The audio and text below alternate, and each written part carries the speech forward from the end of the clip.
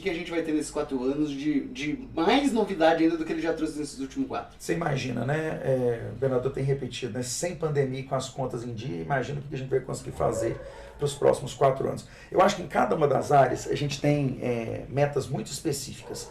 Nós precisamos focar em geração de emprego. Nós já conseguimos gerar 500 mil empregos. É o estado que mais gerou emprego em todo o país nesses 4 anos, que mais atraiu investimento. Não tem ninguém perto da gente, nenhum estado perto da gente em volume de emprego gerado. Mas é preciso mais, que é isso. Minas está hoje com a menor taxa de desemprego dos últimos 10 anos, mas nós ainda temos quase 800 mil mineiros desempregados. E nós estamos começando a viver um drama que é importante a gente ter atenção para ele. O desemprego entre os jovens não está caindo.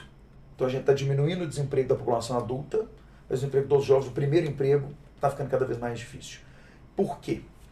Basicamente, o nosso jovem ele não tem experiência, obviamente, então a legislação que foi criada para proteger o jovem, isso é uma discussão para os deputados federais. A discussão que foi criada, e aí de importância de você nos ajudar nisso, sensibilizar a Assembleia para pressionar os federais. Nós criamos regras que proíbem o trabalho antes dos 18 anos de idade, quase que de qualquer forma. Você não pode pôr um menor de 18 anos para trabalhar dentro de fábrica, por conta da condição. Você não pode pôr ele para trabalhar no campo, por conta de condição. Ele não pode carregar peso, ele não pode estar exposto a nenhum tipo de substância, ele não pode estar exposto a ruído, não pode estar exposto a muita luz. Então, eu entendo que tudo isso é para preservar o jovem. O problema é que ele acaba ficando sem espaço no mercado de trabalho. E aí, quando ele vai procurar o primeiro emprego dele, ninguém quer contratar porque ele não sabe fazer nada. Pior do que isso, nós temos aqui em Minas Gerais um problema de pouca qualificação de mão de obra.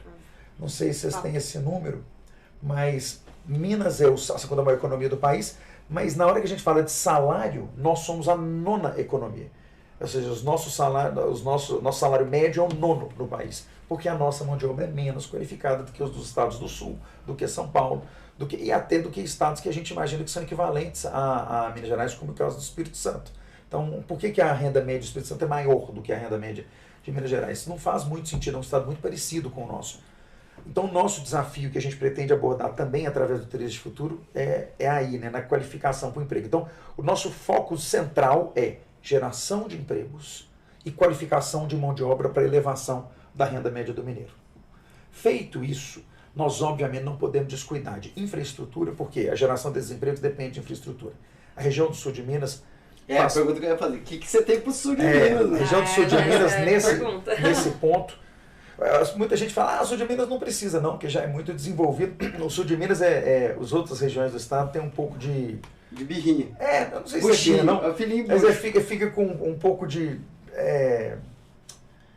Inveja não é a palavra, mas ciúme é a palavra, então. Fica um pouco de ciúme do sul de Minas, porque o sul de Minas acabou desenvolvendo mais. Eu só lembro as pessoas sempre que isso se deve menos ao governo do estado e mais à proximidade com São Paulo. A gente pode agradecer São Paulo por isso.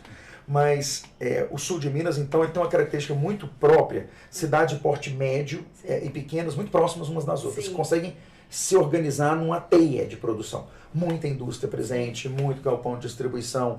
Então, aqui, a geração de emprego vai ser focada na qualificação da mão de obra e na melhoria da infraestrutura. Eu ia dizer que em infraestrutura, o sul de Minas vai ter um momento muito interessante nos próximos 18 meses, porque nós acabamos de conceder mais de 500 quilômetros de estradas no sul de Minas.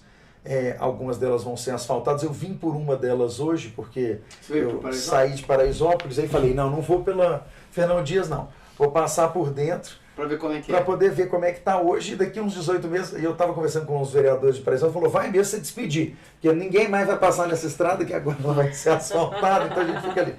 Mas a gente está com uma série de investimentos, são 600 quilômetros que vão estar aí na concessão, que vão mudar bastante a malha de interligação interna. Vocês já têm um corredor muito bom, que é a Fernão Dias, saindo por lá de lá nós temos a Dutra, mas a gente precisa melhorar a malha de conexão interna e isso vai acontecer. Além